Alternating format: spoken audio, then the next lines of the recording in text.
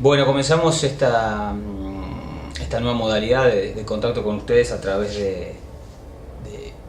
estas clases virtuales en función de que la clase del 25 de septiembre, como ustedes saben, se ha cancelado y que iba a estar dedicada, ustedes lo han visto en el cronograma, a tres temas. Básicamente tres temas que se desarrollan dentro del periodo de entreguerras, el periodo entre la Primera y la Segunda Guerra Mundial, que es muy rico en acontecimientos políticos, económicos y sociales en materia internacional, que son tres temas que se van enganchando y van derivando en lo que en el estallido de la Segunda Guerra Mundial. Primero vamos a hablar un poco de la Sociedad de Naciones, de su nacimiento y básicamente de sus carencias,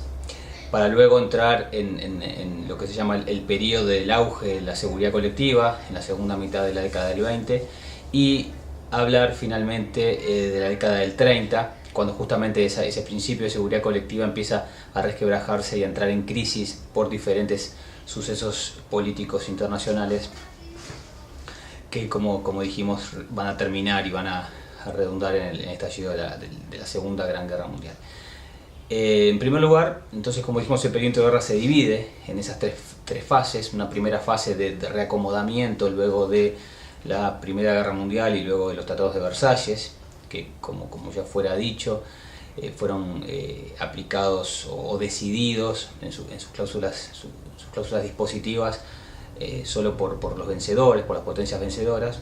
en detrimento de los vencidos, de los grandes vencidos, particularmente es el caso de Alemania, que eso va a traer serias consecuencias para las relaciones internacionales. Una segunda etapa que comienza a partir del año 1924-1925,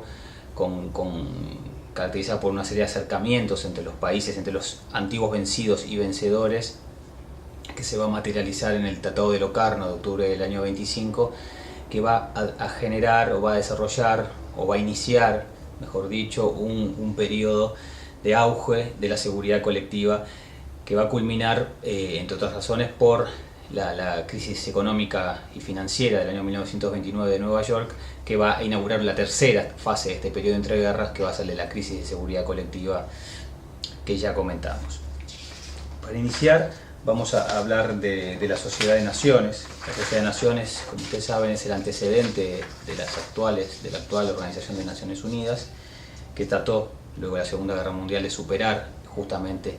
las falencias y defectos que tenía esta Sociedad de Naciones. Era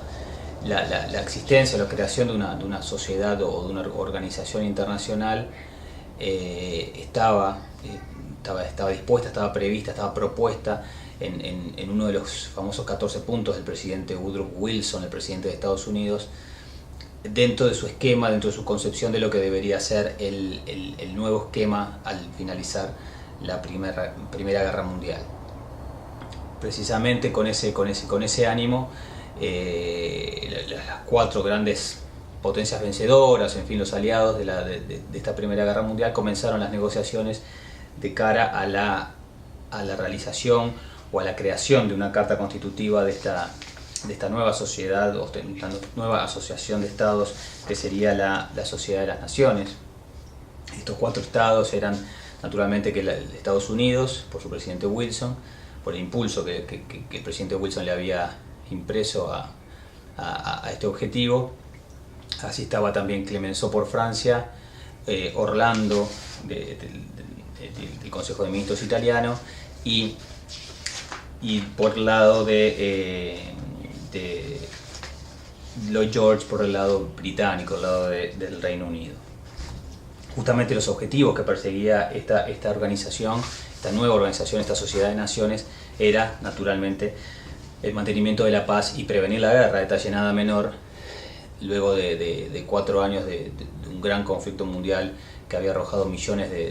saldo de millones de muertos y otro tanto de heridos, así como pérdidas materiales y de infraestructura, y un cambio radical en el relacionamiento social y económico de la Europa de hasta entonces. Asimismo, el hecho de la pérdida de algunas potencias importantes, que eran potencias coloniales también, como es el caso de Alemania y Japón en la zona del Pacífico, también requería de la organización o de la administración, mejor dicho, de todo esa serie de colonias que tanto Alemania como Japón, como el Imperio Otomano en Medio Oriente, tenían hasta ese entonces. Entonces la Sociedad de Naciones también va a pasar a encargarse de administrar esos territorios coloniales bajo una forma jurídica novedosa, que es la forma jurídica de los mandatos, que consiste en adjudicar a alguna de las potencias vencedoras, en este caso, la administración de esos territorios coloniales que pertenecían a las potencias vencidas. Así se van a administrar de los antiguos territorios del Imperio Otomano, no colonias del Imperio Otomano, pero la antigua gran extensión del Imperio Otomano. Ustedes saben que el Imperio Otomano venía con una decadencia ya de varias décadas, y justamente el primer conflicto mundial, la Primera Guerra Mundial, lo que hace es terminar de causar la ruptura, la caída de ese imperio, la disolución de ese Imperio Otomano, sumado a los propios procesos internos que el imperio tenía.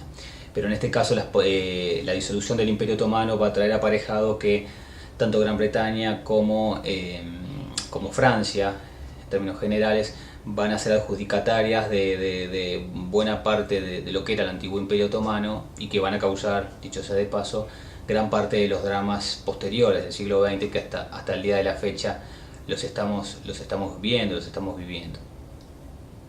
Es decir, en el caso puntual del Imperio Otomano se dividen los mandatos de lo que serían los actuales Siria y Líbano para Francia, y lo que es la Mesopotamia, es decir, actual Irak, y Palestina para Gran Bretaña, y una parte también para Rusia, una parte para Italia, en fin, pero básicamente respetando las cláusulas de lo que fue el Tratado Sykes-Picot, un tratado secreto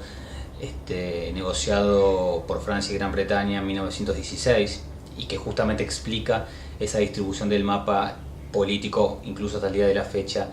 en Oriente Medio. Siguiendo con la cuestión de los mandatos, las colonias que Alemania tenía en África, tanto en la costa del Atlántico como en la costa del Índico, pasan también a ser administradas tanto por Francia como por Gran Bretaña, como por Bélgica.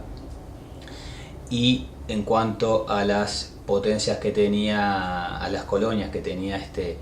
Japón y Alemania, incluso Alemania en el Pacífico, van a pasar a ser administradas por otras potencias como Japón o los propios Estados Unidos. La Sociedad de Naciones va a tener una organización que la actual Organización de Naciones Unidas va a replicar, es decir, va a ser muy similar, basada en una asamblea, en un consejo permanente que va a ser el órgano político, en una secretaría permanente con sede en Ginebra, y algunos órganos secundarios afiliados que ya existían en esa época y que van a existir hasta el día de hoy, como es la Organización Internacional de Trabajo y la Corte Permanente de Justicia Internacional, que es el antecedente directo del Tribunal de la Corte Internacional de Justicia de La Haya. La gran problemática justamente de la Sociedad de Naciones, y que va a ser una de las causas de su fracaso, va a ser precisamente la regla de la unanimidad, es decir, que va a requerir la unanimidad de todos los miembros del Consejo Permanente para tomar cualquier tipo de decisión para el mantenimiento de la paz y seguridad que pueda requerirse ante una amenaza o un conflicto internacional, lo cual paralizó a la institución para tomar decisiones necesarias, urgentes y decisivas ante el avance de ciertos conflictos que se fueron dando a lo largo del planeta, es decir, tanto a los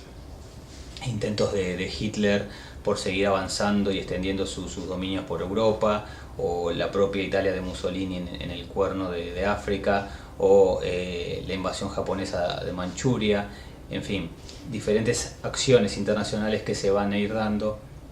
y que la Sociedad de Naciones, justamente paralizada por esa regla de la unanimidad, va a ser y a resultar totalmente inoperante. Precisamente la Sociedad de Naciones fue originariamente compuesta por 42 estados, con vaivenes se fueron sumando más estados y se han ido yendo otros de la organización.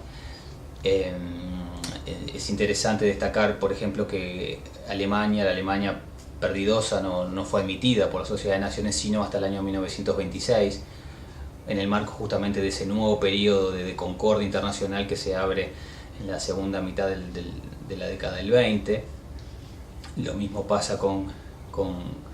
la Unión Soviética, que va a entrar ya por pocos años en la década del 30, y otros estados que después se van a ir saliendo justamente en virtud de su cambio en la posición política internacional y una mayor agresividad frente a otros países, como es el caso de Italia y de Japón. Precisamente uno de los grandes problemas de las reparaciones de guerra, uno de los grandes problemas con los que va a tener que lidiar la Sociedad de Naciones es precisamente ese problema de las reparaciones de guerra impuestas a Alemania, y que en cierto modo en virtud de ese problema se van a reflejar las diferentes posiciones en esa materia. Así tenemos una Francia que va a estar muy decidida a aplicar las reparaciones de guerra a Alemania, al punto de tratar de cobrarse todo el daño que la Alemania le había infligido durante el conflicto. Y por otro lado, una posición más de balance, más tradicional por parte de Gran Bretaña, en el sentido de no ser tan dura con Alemania, en el entendido de que una Alemania sumamente empobrecida también podía ser perjudicial para el resto del relacionamiento económico-financiero internacional, porque recordemos que tanto Gran Bretaña como Francia eran deudoras de Estados Unidos, por lo que una Alemania muy empobrecida no podía tampoco pagar sus indemnizaciones a Francia y a Gran Bretaña, y por lo tanto Francia y Gran Bretaña no podían pagar sus deudas a Estados Unidos. Es decir, se generaba allí un triángulo en cierto sentido malicioso, que lo único que iba a generar es empobrecimiento de todo el sistema internacional, precisamente en esa posición más dura de las reparaciones de guerra. El Pacto de la Sociedad de Naciones fue muy duro para Alemania, al punto de que se la consideraba un diktat por parte de la sociedad y la clase política alemana, y mucho tuvo que ver precisamente en explicar el ascenso del nacionalsocialismo en Alemania, precisamente por no haber sido consultado durante las negociaciones y por haber impuesto rigurosas cargas, con que ya ustedes deben haber